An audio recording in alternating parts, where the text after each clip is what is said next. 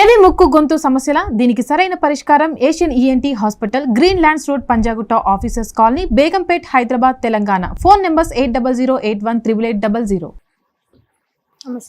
నమస్తే, కూర్చోండి. ఎక్కడి నుంచి వస్తున్నారు మీరు? కర్నూలు మేడం. కొంచెం గట్టిగా చెప్పారా? కర్నూలు నుంచి. ఏం చేస్తూ ఉంటారు? జాబ్ చేస్తున్నారు. ప్రెసెంట్ అయితే ఇప్పుడు ఖాళీగానే ఉన్నాను. ప్రెసెంట్ ఖాళీగా ఉన్నారు. ఇదేంటి, మీరు మ్యారీడా లేకపోతే అన్మ్యారీడా? Unmarried madam. అన్మ్యారీడ్. చెప్పండి, ఇక్కడ ఏ సమస్యతో వచ్చారు? మా ఫ్యామిలీతో కలిసి మేము ఫంక్షన్కి వెళ్ళాం మేడం. మీ ఫ్యామిలీతో కలిసి మీరు ఫంక్షన్కి వెళ్ళారు? ఫంక్షన్కి వెళ్ళి వచ్చే దారిలో యాక్సిడెంట్ అయిపోయింది. ఎవరెవరు వెళ్ళారు? మా అమ్మ వాళ్ళు, మా డాడీ వాళ్ళు, ఫ్యామిలీ మొత్తం.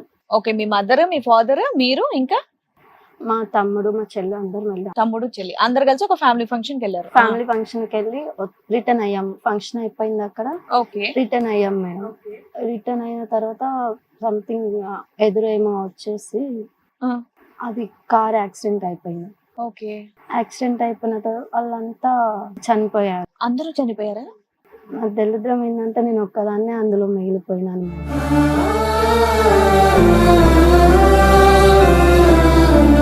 దాని తర్వాత మా హాస్పిటల్కి తీసుకెళ్లారు.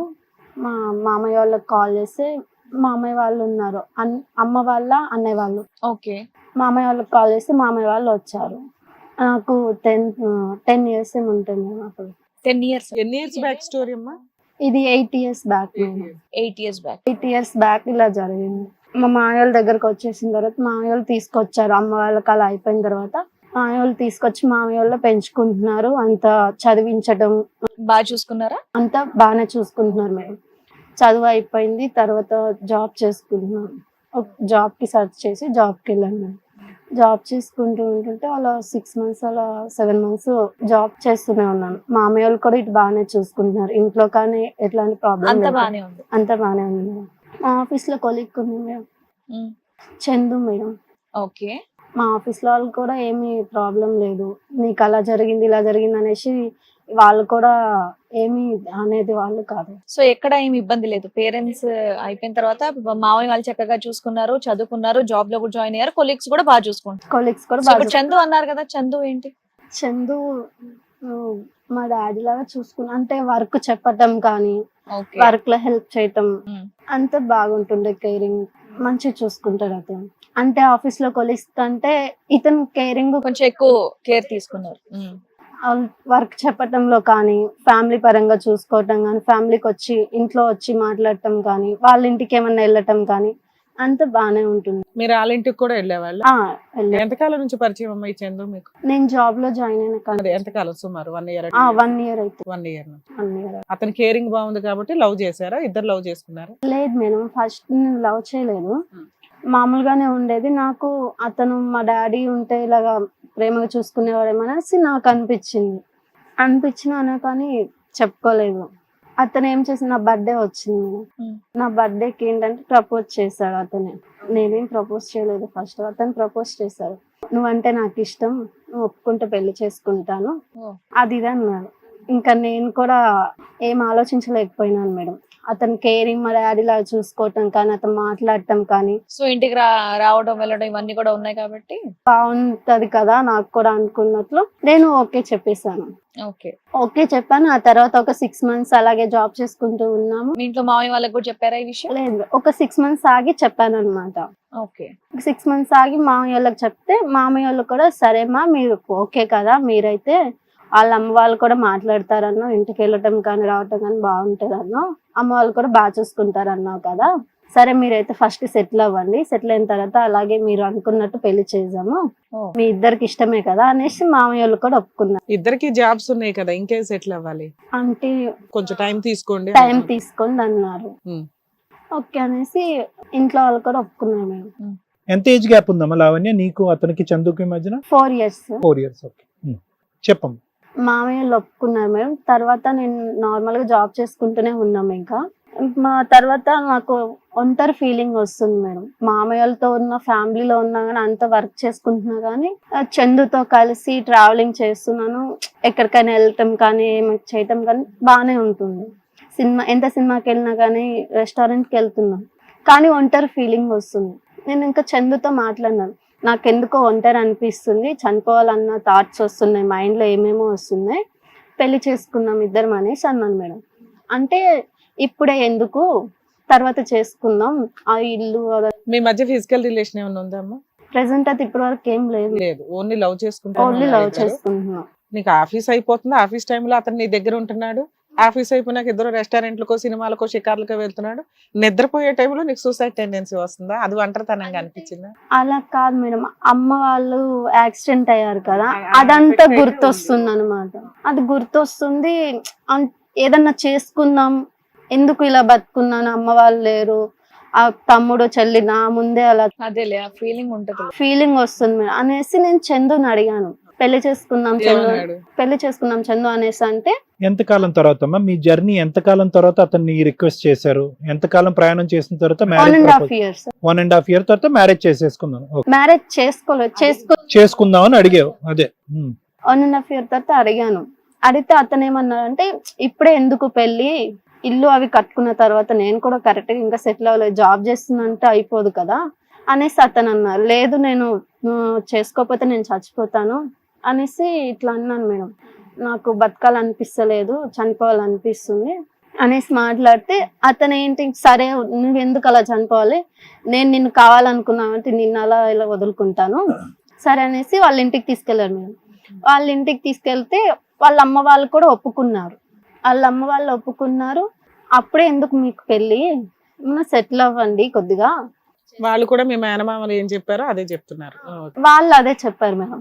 చెప్తే లేదు నాకు ఇలా అనిపిస్తుంది అనేసి వాళ్ళ అమ్మగారితో మాట్లాడితే వాళ్ళ అమ్మగారు కూడా సరే పెళ్లి చేసుకోండి, మరి చేసేస్తాం, మీకు ఇష్టమే మాకు ఇష్టమే కదా, మీ ఇష్టాన్ని మేము ఎందుకు కాదంటాం అనేసి వాళ్ళు కూడా ఒప్పుకొని ముహూర్తాలు పెట్టిస్తున్నారు మేడం. పెళ్లికి ముహూర్తాలు పెట్టిస్తున్నారు. మా పెళ్లి ముహూర్తాలు ఎప్పుడైతే అనుకుంటున్నారో ఎవరొకరు చనిపోవటం వాళ్ళ ఫ్యామిలీలో, చనిపోవటము, పెళ్లి పోస్ట్ పోన్ అయితేనే వస్తుంది. ఇలా ఎన్నిసార్లు అయింది? ఒక 2 times అలా అయింది. ఇంకా వాళ్ళు ఏమైనా దురదృష్టవంతురాలు అన్నారా ఏంటి కొంపతి? అలా ఏం అనలేదు మేడం, వాళ్ళ ఫ్యామిలీలో ఇంకా తర్వాత చనిపోయారు. ఒక 1 year గ్యాప్ వచ్చింది. ఈ లోపు నేనేమో వేరే వేరే థాట్స్ వస్తున్నాయి. ఇంకా అలా అనిపిస్తుంటే వాళ్ళ అమ్మ వాళ్ళతో చందు వాళ్ళతో మనం ఒక రూమ్ తీసుకొని ఉందాము, నాకు ఎందుకో ఒంటరి అనిపిస్తుంది, చనిపోవాలనిపిస్తుంది, అలాంటి థాట్స్ వస్తున్నాయి నైట్ టైంలో అనేసి మాట్లాడితే చందు వాళ్ళతో రూమ్ లో పెళ్లి కాకుండా కలిసి ఉండటం ఏంటి, మంచిగా ఉండదు అది. వాళ్ళు అమ్మ వాళ్ళు ఇట్లా అడిగారు, వాళ్ళ అమ్మ వాళ్ళని అడిగినా కానీ చందు వాళ్ళ అమ్మ కూడా ఇట్లానే అన్నారు, లేదు నాకు ఇట్లా అనిపిస్తుంది అనేసి మాట్లాడితే సరే అనేసి తర్వాత ఒప్పుకున్నారు మేడం. ఒప్పుకున్న తర్వాత ఇంకా నాది కూడా జాబ్ పోయింది మేడం, ఇంకా జాబ్ రిజెక్ట్ చేశాను. ఇద్దరం కలిసి ఉంటున్నాం, రూమ్ తీసుకొని ఉంటున్నారు, బయట తీసుకొని ఉంటున్నాము. చందు జాబ్ చేస్తూనే ఉన్నారు. నన్ను లవ్ చేయనప్పుడు బాగా చూసుకునేవాడు. మేము ఎప్పుడైతే రూమ్ లో కలిసి ఉంటున్నామో అప్పుడు అతను ఫేసెస్ లో కానీ అతను మాట్లాడటం అంత చేంజెస్ వస్తున్నాయి. మీరిద్దరే ఉండేవాళ్ళ, మీ అత్తగారు మేము ఇద్దరమే ఉండేవాళ్ళం మేడం. ఓకే. ఎంతకాలం అయిందమ్మా మీరు ఇల్లు తీసుకొని? 2 months అవుతుంది. ఈ 2 months లోనే అతను ట్రూ కలర్స్ బయటపడినాయి. అంటే ఏంటి, ఏం చేస్తాడు? సరిగ్గా మాట్లాడా, ఏం ఫుడ్ తీసుకురాడా? మాట్లాడకపోవటము, అతను బయటికి వెళ్తాననటము, ఆఫీస్ నుంచి లేట్ గా రావటము, ఎక్కువ ఆఫీస్ లో ఉండటము. ఇదంతా నీకు తెలుసుగా ఆఫీస్ వర్క్ ఎలా ఉంటుందో, ఒక్కోసారి ఎక్కువ ఉంటది, ఒక్కోసారి తక్కువ ఉండడం. లేదు మేడం, ఆఫీస్ లో ఉన్నప్పుడు వర్క్ ఎక్కువ ఉంటది తక్కువ ఉంటది, కానీ అంతకు ముందులాగా మాట్లాడటం కానీ బయట అవుట్డోర్స్ మాకు ఎప్పుడు కేరింగ్ అనేది తగ్గిందంటావు. ఇంతకు ముందు చక్కగా కేర్ చేసేవాళ్ళు ఇప్పుడు పట్టించుకోవట్లేదు, ఇప్పుడు సరిగా పట్టించుకోవట్లేదు. కాదమ్మా, ఒకే క్వశ్చన్.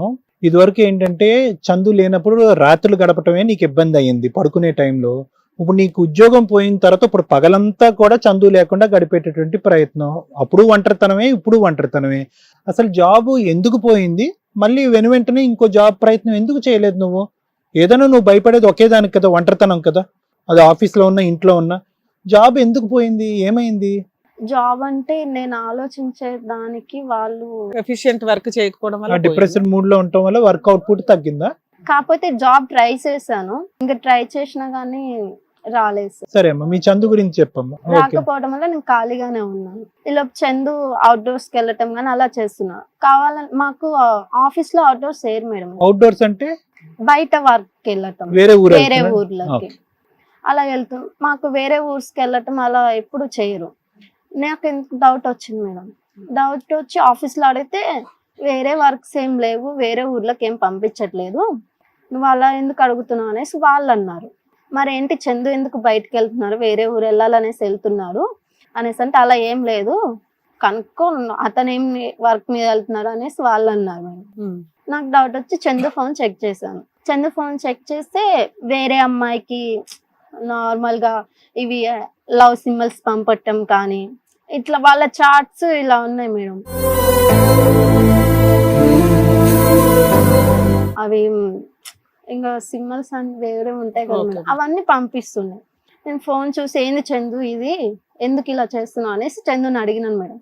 అడిగితే అదేం లేదు మామూలుగానే పంపించాను అది ఇది అన్నారు. ఒక అమ్మాయికి నువ్వు మామూలుగా ఎలా పంపిస్తావు అని పెద్ద గొడవ అయింది మేడం. గొడవ పెట్టుకుంటూ వాళ్ళ అమ్మ వాళ్ళతో మాట్లాడాను. వాళ్ళ అమ్మ వాళ్ళు కూడా అలా ఎందుకు చేస్తున్నావు అనేసి వాళ్ళు తిట్టారు మేడం. వాళ్ళు సపోర్ట్ చేశారు. ఆ తర్వాత ఇంకా చందు గొడవ పడితే సరే నీకు సారీ, ఇంకెప్పుడు చేయను ఇలాగా, సారీ అని సారీ చెప్పేశారు. ఇంతకా ఆ మెసేజ్లు ఆఫీస్ అమ్మాయా బయట వాళ్ళు ఎవరన్నాను? ఆఫీస్ అమ్మాయి మేడం. ఆఫీస్ అమ్మాయి. నేను బయట అమ్మాయి అనుకున్నాను కానీ ఆఫీస్ అమ్మాయి అని తెలిసింది. తర్వాత తెలిసింది మాట్లాడుతూ. అందులో చెడ్డగా ఉన్నాయమ్మా మెసేజ్లు ఏమన్నా? అంటే ప్రేమికుల్లాగా ఏమన్నా ఉన్నాయా అందులో? ప్రేమికుల్లాగా ఉన్నాయి. చెడ్డగా అంటే అదే అవి వీడియోస్ అవి ఇవి పంపించుకోవటం, లవ్ సింబల్స్ అవన్నీ ఉన్నాయి మేడం. ఓకే. ఆ తర్వాత చందుతో మాట్లాడితే సారీ మా నేను ఇంకెప్పుడు పంపను అనేసి నిజం ఒప్పుకున్నాను. వాళ్ళ అమ్మ వాళ్ళ దగ్గర కూడా సారీ మా ఇంకెప్పుడు చేయను అనేసి మాట్లాడారు. సరే అనేసి కలిసి బాగానే ఉంటున్నాం మేము. ఇక్కడికి ఎందుకు వచ్చారమ్మా? అసలు బాగానే ఉన్నారు, నువ్వు అడిగావు, అతను ఇక నుంచి అలా చేయను అన్నాడు. ఇక్కడికి ఎందుకు వచ్చారు మీరు? ఇక్కడికి మేడం వాళ్ళ అమ్మ వాళ్ళు ఆ తర్వాత వచ్చారు. పెళ్లి అనుకున్న తర్వాత మాకొద్దు నువ్వు, మాకు వేరే కోడలు దొరికింది, మాకు నువ్వు అవసరం లేదు, నువ్వు సావు, సస్తావో బతుకుతావో అది నీ ఇష్టం, మాకు సంబంధం లేదనుకుంటూ చందు వాళ్ళ అమ్మ వచ్చి చందుని తీసుకెళ్ళారు మేడం.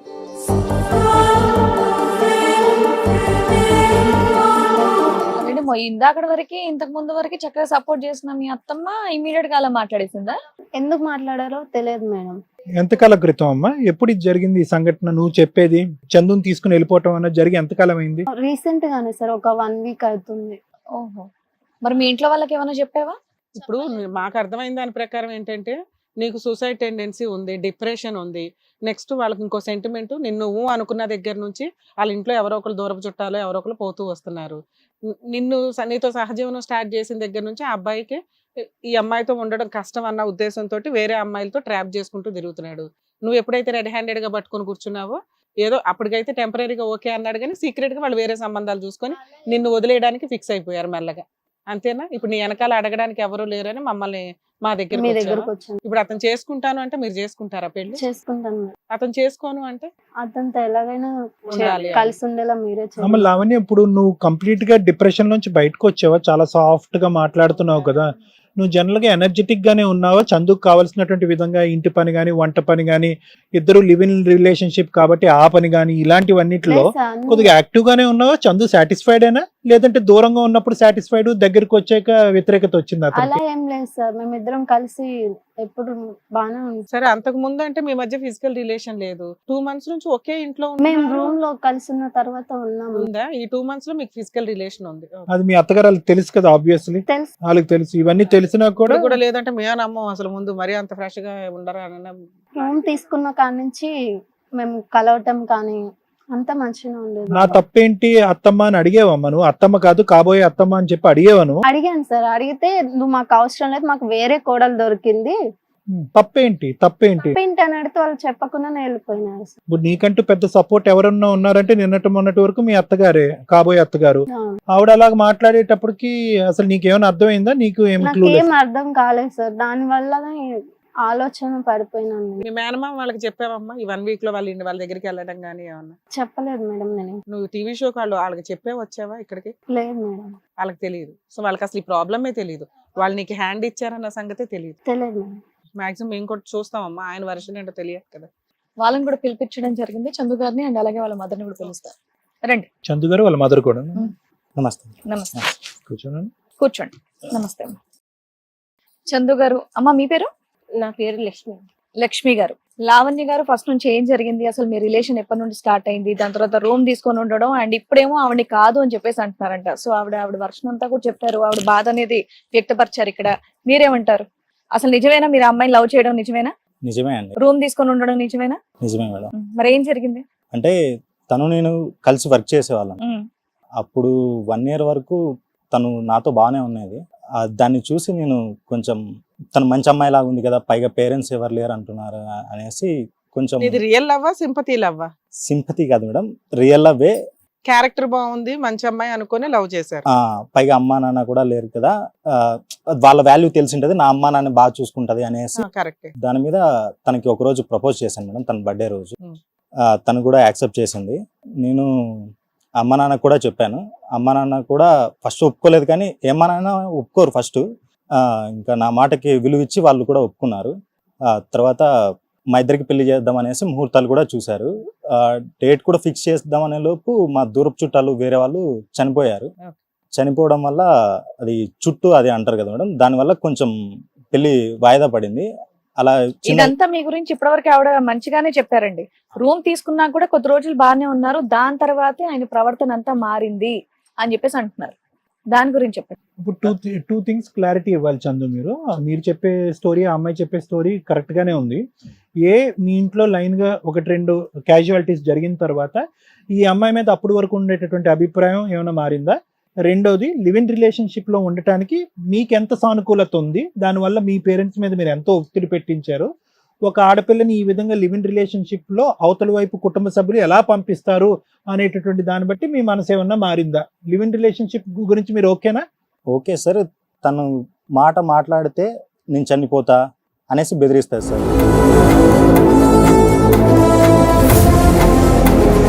బెదిరింప అంటే తనకు అలా అనిపిస్తుందేమో, బెదిరింప అది అంటే తను మీ దృష్టిలో అది బెదిరింపు కింద లెక్క?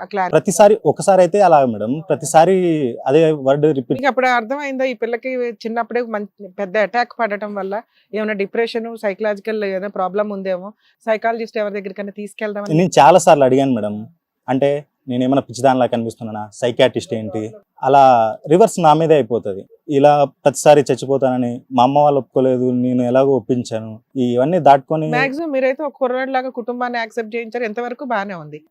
అసలు సహజీవనంగా ఒక ఇల్లు తీసుకొని పెట్టాలి అన్నంత, పోయింది ఎవరో బయట చుట్టాలి కదా, పెళ్లి చేసుకోవాలనుకుంటే చేసుకొని ఒక కుటుంబం లాగా మీరిద్దరు ఉండాలి. మీరు లివింగ్ లోకి వెళ్ళడానికి కారణం ఏంటి? లక్ష్మి గారు మీరు ఎట్లా యాక్సెప్ట్ చేశారు? రేపు పొద్దుట పిల్లాడిని ఏమనుకుంటారు, చుట్టాలు ఏమనుకుంటారు, ఈ అమ్మాయిని కోడలుగా ఎట్లా యాక్సెప్ట్ చేస్తారు? ఈ పిల్ల ఏంటి 2 నెలల ముందు నుంచే సహజీవనం చేసేస్తుంది అని తప్పుగా మాట్లాడడానికి అవకాశం ఉంది. తను వచ్చింది మేడం మా దగ్గరికి వచ్చి, ఇంటికి వచ్చి ఇలా చచ్చిపోతాను నేను, నాకు నన్ను అప్పుడు ఏ గుడికి తీసుకెళ్లి పెళ్లి చేసి పడేయాలా? వేరేగా పెట్టకపోతే నేను ఇక్కడే చచ్చిపోతాను, పొడి చేసుకోమంటారా, నన్ను ఏం చేయమంటారు?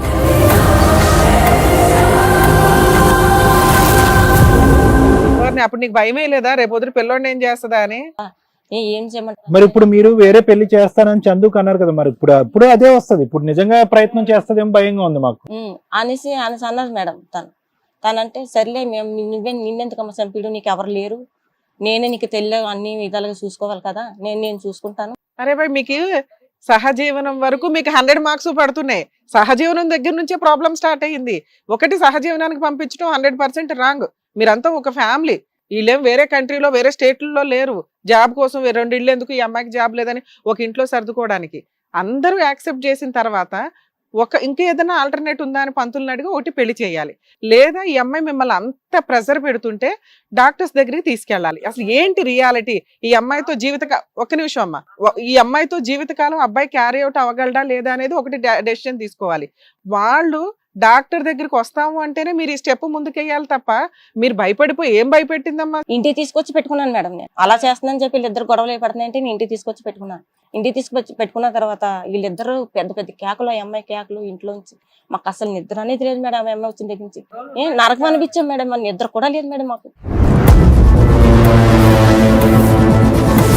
ఆ పిల్లని కాపలా కాసుకొని ఒక తెల్లిలాగా నేను అలా ఉండేదాన్ని. లక్ష్మి గారు, ఇంకా ప్రతి అడుగులో ఈ అమ్మాయి ప్రతి దాంట్లో మీరు చెయ్యండి లేదంటే చచ్చిపోతాను, మీరు చెయ్యండి నేను చచ్చిపోతాను అనే మాట అంటే మీరు మీ పరిస్థితి ఏంటి అంటున్నా?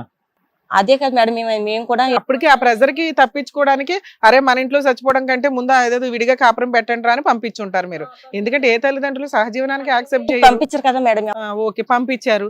మరి అప్పుడైనా మీరు సరే వేరే ఇల్లు తీసుకొని మన ఇద్దరం ఉండాలంటే డాక్టర్ దగ్గర కౌన్సిలింగ్ కి వెళ్దామని మీరు ఎందుకు అనుకోలేదు? నేను చెప్పాను మేడం, చాలా సార్లు చెప్పడానికి నచ్చ చెప్పడానికి ట్రై. ఏమ్మా ఏంటి తల్లి నువ్వు? నిన్ను కాపాడడానికి ఒక మంచి అబ్బాయి దొరికాడు, ఒక మంచి కుటుంబం దొరికింది, వాళ్ళు ఒక ట్రీట్మెంట్ కి వెళ్దాం, కౌన్సిలింగ్ కి వెళ్ళడానికి ఏంటి మీకు? వాళ్ళు అలా ఏం మాట్లాడలేదు మరి, నేనేం అనలేదు మేడం అలా.